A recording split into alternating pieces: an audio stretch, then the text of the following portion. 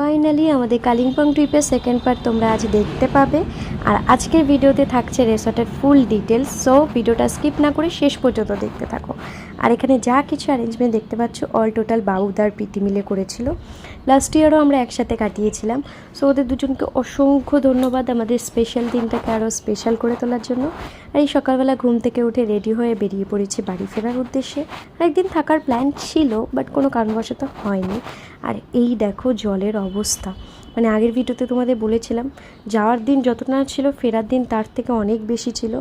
আর এই হচ্ছে আমাদের সুন্দর পাহাড়ের সুন্দর ভিউ, যেটা যতই দেখি না কেন মন চায়, চোখ চায় যেন আরও দেখি।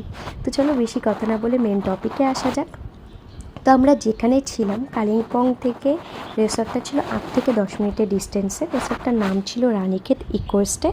তোমরা গুগলে সার্চ করলে অল ডিটেলস পেয়ে যাবে। তো আমার তো খুবই ভালো লেগেছিলো রিসর্টটা, কারণ তাদের বিহেভিয়ার, তাদের সার্ভিস, তাদের খাবারের কোয়ালিটি অ্যান্ড তাদের রিসর্টের ইন্টেরিয়ার, ইচ অ্যান্ড এভরিথিং খুবই ভালো ছিল। মানে আমার তো খুবই পছন্দ হয়েছে। মানে এক কথায় বলা যেতে পারে ডেকোরেশন ওয়াইজ যে একটা লাক্সারি টাইপ রিসর্ট তোমরা খুবই রিজনেবল প্রাইসে পাচ্ছ। যার রুম প্রাইস স্টার্ট হচ্ছে 2500 থেকে, ইনক্লুডিং ব্রেকফাস্ট, নট মিল। আর সিজন ওয়াইজ হয়তো কিছুটা চেঞ্জেস হয়, যেটা সব জায়গায় সব ক্ষেত্রে হয়ে থাকে। সিজনে কিছুটা হাই, অফ সিজনে কিছুটা চার্জেস কমে যায়, সেটাই।